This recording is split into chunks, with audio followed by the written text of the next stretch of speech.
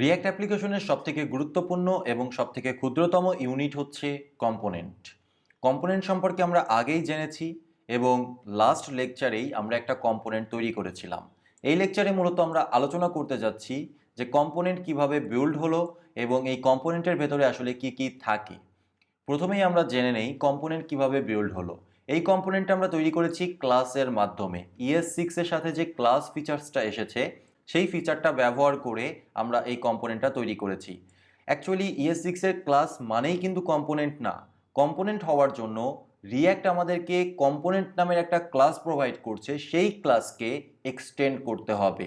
অর্থাৎ আপনি যে কোনো ক্লাস ব্যবহার করতে পারেন, যে কোনো, এখানে আমরা ক্লাস অ্যাপ তৈরি করেছিলাম, আপনি মাই ক্লাস তৈরি করতে পারেন, মাই কম্পোনেন্ট তৈরি করতে পারেন, লিস্ট তৈরি করতে পারেন, যা খুশি তাই নাম দিতে পারেন, কিন্তু সেই ক্লাসটা ততক্ষণ না কম্পোনেন্ট হবে যতক্ষণ না আমরা রিয়্যাক্টের প্রোভাইড করা কম্পোনেন্ট ক্লাসকে এক্সটেন্ড করব। যে কোনো ক্লাস রিয়্যাক্টের কম্পোনেন্টকে এক্সটেন্ড করলে সেটা অটোমেটিক্যালি কম্পোনেন্ট হয়ে যায়, এবং যখন একটা ক্লাস রিয়্যাক্টের কম্পোনেন্ট হয়ে যায় তখন অটোমেটিক্যালি রিয়্যাক্টের প্রোভাইড করা কিছু ফ্যাসিলিটিস, কিছু ফিচার্স এই কম্পোনেন্টের ভেতরে আমরা পেয়ে থাকি। যেমন হচ্ছে রেন্ডার মেথড। এই মেথডটা কিন্তু আমরা তৈরি করছি না, কম্পোনেন্ট ক্লাসের ভেতরে এই মেথডটা আছে, সেই মেথডটাকে আমরা ওভাররাইড করছি। একটা ক্লাস হওয়ার জন্য শুধুমাত্র কম্পোনেন্টকে এক্সটেন্ড করলেই হবে না, সেই ক্লাসের ভেতরে একটা রেন্ডার মেথড থাকতে হবে যে কিনা JSX রিটার্ন করবে। JSX নিয়ে আমরা পরের লেকচারে জানতে পারবো, বাট আপাতত এতটুকু জানি যে JSX রিটার্ন করবে। এবং যদি আপনি কোনো কম্পোনেন্টের ভেতরে রেন্ডার ফাংশনটা বা মেথডটা না রাখেন তাহলে আপনার কম্পাইলার আপনাকে ইরর থ্রো করবে। এবার জানার বিষয় হচ্ছে এই কম্পোনেন্টের ভেতরে আসলে কি থাকে। শুধু কি রেন্ডার মেথডই থাকে নাকি আরও অন্য কিছুও থাকে? আমরা প্রথম থেকেই জেনে আসছি যে একটা কম্পোনেন্টের ভেতরে দুইটা লেয়ার থাকে, একটা ডেটা লেয়ার বা আপনি লজিক লেয়ারও বলতে পারেন, ডেটা অ্যান্ড লজিক লেয়ার, যেখানে মূলত আমরা ডেটা নিয়ে কাজ করব এবং ওই ডেটাটা চেঞ্জ করার জন্য বিভিন্ন লজিক অ্যাপ্লাই করব। And finally representation layer. Representation লেয়ারটা হচ্ছে রিকোয়ার্ড ফিল্ড, অর্থাৎ আপনি এটাকে স্কিপ করতে পারবেন না। যেমনটা আমি একটু আগে বলছিলাম যে আমার কম্পোনেন্ট হওয়ার জন্য মাস্ট রেন্ডার ফাংশনকে কল করতেই হবে। এই রেন্ডার ফাংশনটা হচ্ছে রিপ্রেজেন্টেশন লেয়ারকে রিপ্রেজেন্ট করে বা আমাদের ডেটাটাকে, ইউআইটাকে ব্রাউজারে রেন্ডার করে থাকে। সো এই রেন্ডার ফাংশনটা আমাদেরকে ব্যবহার করতেই হবে। এবার চলে আসি ডেটা লেয়ারে। একটা কম্পোনেন্টের ভেতরে স্টেট থাকতে পারে। স্টেট হচ্ছে এই কম্পোনেন্টের নিজস্ব ডেটা, একদমই নিজস্ব ডেটা।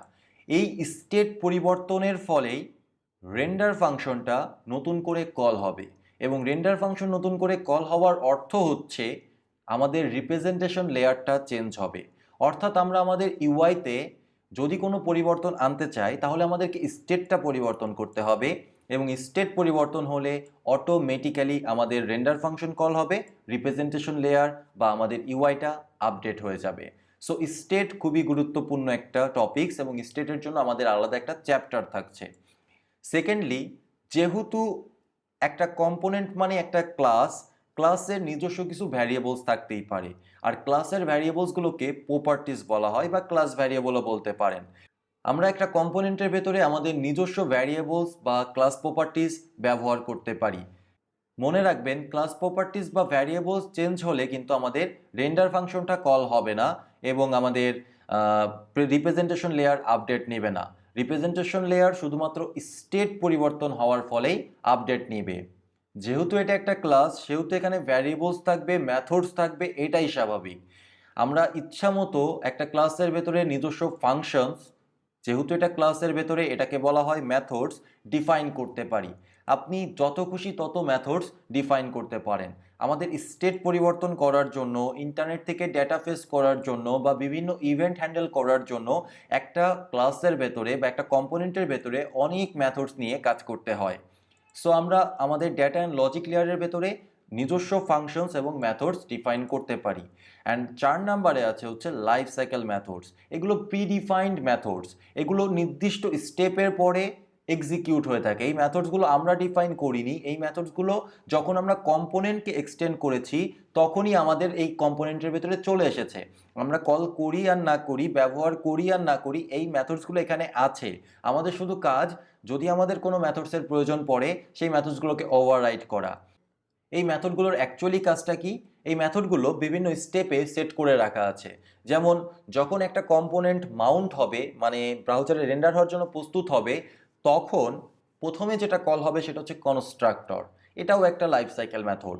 এটা মূলত রিয়্যাক্ট আমাদেরকে প্রোভাইড করছে না, একটা ক্লাসের লাইফ সাইকেল মেথড হচ্ছে কনস্ট্রাক্টর। একটা ক্লাস যখন কনস্ট্রাক্ট হয় সবার প্রথমে কনস্ট্রাক্টর মেথডটা বা কনস্ট্রাক্টর ফাংশনটা কল হয়ে থাকে। এরপরে আছে component did Mount, component will Mount, component will receive props. কোনো লাইফ সাইকেল মেথড দেখা যাচ্ছে যে রেন্ডার হওয়ার আগে কল হচ্ছে, কোনো লাইফ সাইকেল মেথড রেন্ডার হওয়ার পরে কল হচ্ছে, কোনো লাইফ সাইকেল মেথড রেন্ডার কোনো কিছু আপডেট হওয়ার ফলে কল হচ্ছে। সো বিভিন্ন সিচুয়েশন হ্যান্ডেল করার জন্য রিয়্যাক্ট আগে থেকেই আমাদেরকে কিছু মেথড দিয়ে রেখেছে যেন আমরা কম্পোনেন্টটাকে প্রপারলি কন্ট্রোল করতে পারি। এই লাইফ সাইকেল মেথডগুলো আসলে একটু অ্যাডভান্স লেভেলের ফিচার্স, যেগুলো আমরা অ্যাডভান্স সেকশনটাতে কভার করব। এই চারটা বিষয়ই থাকে ডেটা অ্যান্ড লজিক লেয়ারে। একটা কম্পোনেন্টের ডেটা অ্যান্ড লজিক লেয়ারে এই চারটা বিষয়ই থাকতে পারে। এরপরে আসে রিপ্রেজেন্টেশন লেয়ার। রিপ্রেজেন্টেশন লেয়ার বলতে আমি আগেও বলেছি সেটা হচ্ছে রেন্ডার ফাংশন, এবং এই রেন্ডার ফাংশনের কাজ হচ্ছে জেএসএক্সকে রিটার্ন করা।